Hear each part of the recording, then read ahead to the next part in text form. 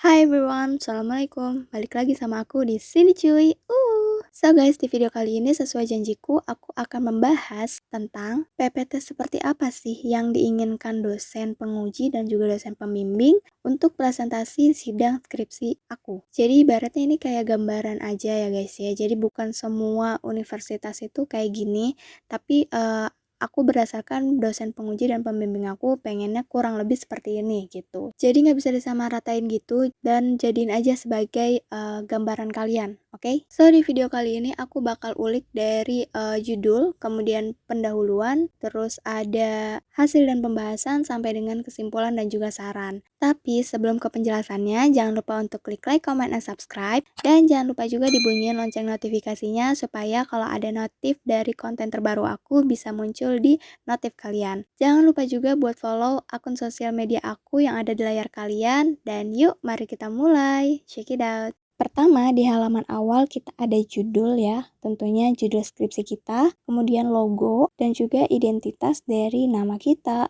NPM, jurusan, dan juga nama pembimbing kita. Untuk judul sendiri sebenarnya bebas, tapi aku lebih saranin untuk yang jelas dan juga dilihatnya itu enak aja gitu loh. Jadi nggak usah yang neko-neko gitulah, apa adanya aja. Kalau gitu kita langsung next aja ke pendahuluan. Nah, di pendahuluan ini yang pertama kita bakal bahas yang namanya latar belakang ya. Jadi di latar belakang ini kita tuh harus tahu banget permasalahan yang ada dalam skripsi kita. Jadi kita tahu nih metode apa yang bakal kita gunakan untuk permasalahan kita ini.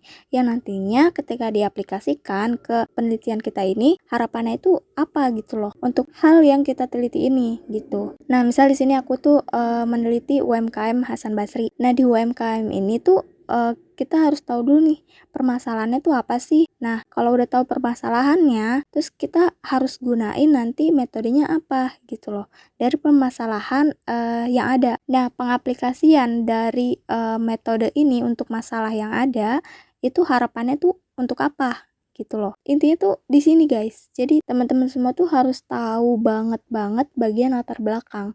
Karena untuk latar belakang ini ibarat kata otaknya gitu loh. Dimana kita mau neliti apa, permasalahannya apa, yang digunakan untuk penyelesaian permasalahannya itu apa.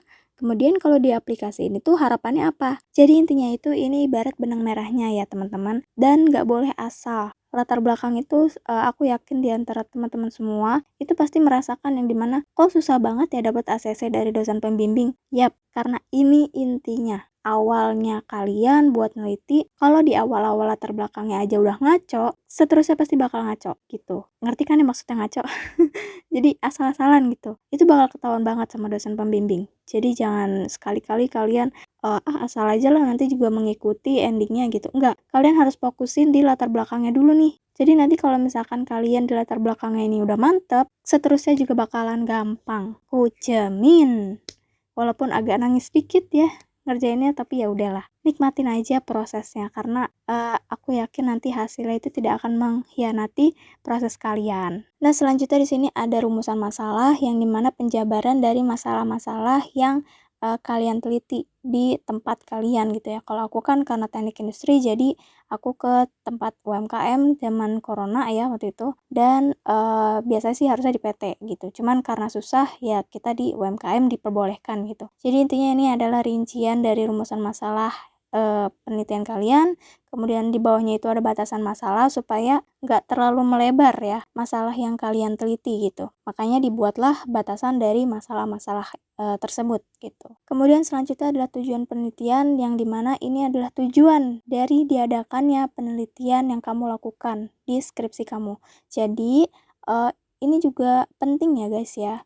Untuk nanti di akhir atau di kesimpulan itu yang akan menjawab tujuan kamu ini. Jadi bukan sembarang buat tujuan, tapi nanti nggak nyambung sama kesimpulan yang kalian dapetin gitu. Selanjutnya ada metodologi penelitian, di mana di sini ada tahapan penelitian ya, mulai dari pengumpulan data, pengolahan data, dan juga output yang dihasilkan.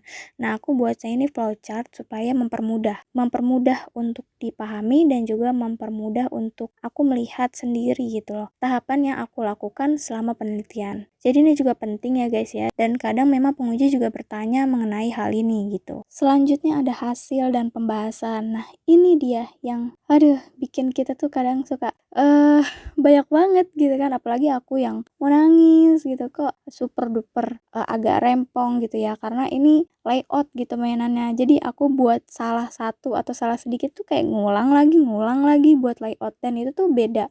Maksudnya kan beda software gitu ya, yang satu ada yang pakai Word, ada yang pakai Visio dan lain sebagainya gitu kan. Jadi pusing banget, ubun-ubun aku tuh waktu ngerjain tuh kayak berembun gitu. Kayak bau banget gitu pala gue gitu kan. Saking greget gitu kalau udah salah tuh. Sebenarnya ngerti, cuman kesel itu kalau udah salah kayak harus ngulang gitu loh kalau layout gitu loh guys. Jadi ya gitu deh. Nah, di sini aku mau jelasin beberapa poin penting dalam hasil dan pembahasan. Yang dimana kan pasti hasil dan pembahasan itu bakal banyak ya hal-hal yang bakal disampaikan. Nah, sebisa mungkin kalian tuh harus tahu apa aja yang harus dimasukin di PPT kalian gitu. Jadi nggak semua tabel atau semua gambar itu dimasukin, nggak harus. Jadi yang penting-pentingnya aja untuk mewakili dari pembahasan yang bakal kalian sampaikan atau jelaskan gitu. Itu untuk poin pertamanya. Nah, untuk poin keduanya itu sebisa mungkin bukan ini aja, bukan hasil pembahasan aja, tapi semuanya itu harus kelihatan jelas ya. Jadi kalau bisa satu slide itu satu gambar atau satu tabel berikut dengan caranya gitu. Kalau bisa ya, kalau misalkan emang pembahasan kalian tuh nggak terlalu banyak, tapi kalau banyak banget kayak aku, bisa banget dibikin dua gambar itu dijadiin satu, tapi itu tetap harus jelas gitu. Jadi dikondisikan dengan tampilannya, dengan poin apa yang bakal kalian jelasin gitu. Kayak di sini aku tuh nggak masukin semua poin-poin yang ada di skripsi aku. Misalnya itu kayak contoh perhitungan yang ongkos material handling. Jadi aku cuma masukin ongkos material handling yang sebelum perbaikan, itu tata caranya aku masukin. Tapi kalau yang udah diperbaiki, aku nggak masukin. Jadi aku masukin cuman langsung hasil akhirnya doang gitu guys. Supaya nggak banyak banget slide-nya. Dan untuk layout sendiri, itu tuh aku bener-bener kayak ngecropin satu-satu, terus aku tempelin. Karena kalau misalkan layout aku itu langsung nyatu gitu loh, gimana ya jelasinnya, kalau kayak PPO gitu kan, itu kan nyatu gitu, tapi dia masih kelihatan gitu. Nah kalau misalkan untuk ARC dan juga bentuk layout sebelum dan sesudah, itu tuh benar-benar aku crop satu-satu karena supaya kelihatan jelas. Karena kalau misalkan aku langsung masukin setemplatenya, itu benar-benar nggak kelihatan dan kecil banget. Jadi sebisa kalian, sepinter kalian untuk mengatur semuanya, mengatur semua gambar-gambar itu. Jadi sepinter-pinter kalian ngatur deh pokoknya, supaya muat gitu slide-nya dan nggak kebanyakan, nggak bertele-tele, jadi langsung poinnya gitu. Nah, untuk kesimpulan di sini tuh sebenarnya aku harusnya poin ya, jadi bukan paragraf. Karena kan tadi di sebelumnya tujuan penelitian aku itu ada 2 poin.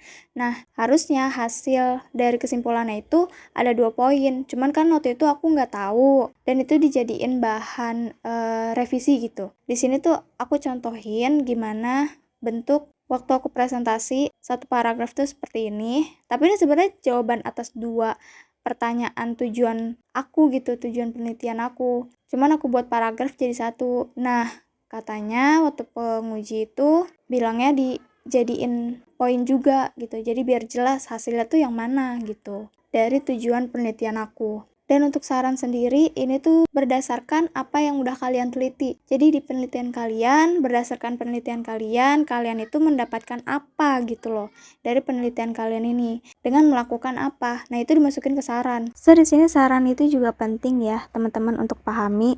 Walaupun terdengar atau terlihat sepele, ini tuh sebenarnya bisa menjadi bahan tanya bagi dosen penguji terhadap kamu gitu. Apalagi kalau kamu tuh nggak ngerti konsep saran di sini tuh gimana. Jadi kalian harus benar-benar tanyain juga ke dosen pembimbing kalian, apakah saran kalian itu udah benar atau belum gitu. Dan kalau emang nggak benar ya itu tanya aja, nggak apa-apa, tanya-tanya aja dosen pembimbing kalian gitu. Tapi di sisi lain kalian harus juga paham apa yang kalian tanyain gitu. Jangan asal nanya aja, dan jangan terlalu banyak nanya juga. Jadi seakan-akan kalian tuh kayak males buat nyari tahu sendiri gitu. Jadi apa-apa malah kelihatan kayak disuguhin sama dosennya aja gitu. Jangan kelihatan kayak gitu, tapi tanyain yang emang bener-bener kalian tuh udah stuck gitu. Oke guys, sebenarnya saran itu terkesan sepele, tapi aku juga pernah salah gitu guys, sampai 2 kali lah. Karena aku aku nggak ngerti-ngerti gitu. Aku pikir saran itu begini, taunya begitu gitu kan. Ya udah, aku ikutin langsung apa yang diminta sama dosen pembimbing aku, dan ya udah, alhamdulillah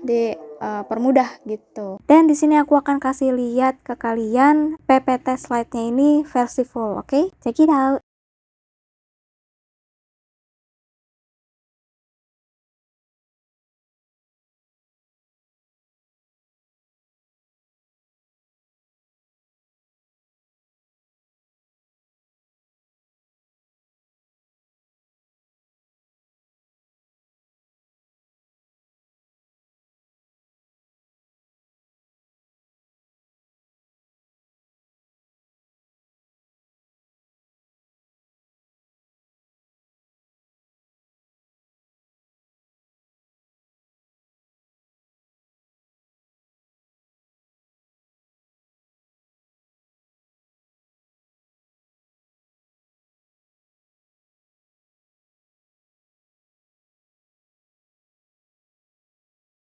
Dan ya udah, segitu dulu video aku kali ini yang membahas perihal PPT untuk presentasi sidang skripsi kalian. Jika ada salah-salah kata, aku mohon maaf, dan kalau ada kurangnya juga minta maaf banget, karena memang ya kurang lebih seperti itu aja sih penjelasannya, nggak yang banyak banget dan gak yang dikit banget. Yang penting kalian paham materinya, apa yang kalian sampaikan, apa yang ditanyain sama dosen penguji, kalian harus paham. Intinya kalian harus paham apa yang ditanya, dan kalian harus paham juga isi dari skripsi kalian. Pokoknya paham, bukan hafal ya. Paham. So ya, segitu dulu, dan jangan lupa juga untuk klik like, comment, and subscribe, dan jangan lupa juga untuk share ke teman-teman kalian, siapa tahu bisa membantu, dan semoga bermanfaat. See you. Wassalamualaikum warahmatullahi wabarakatuh. Dadah.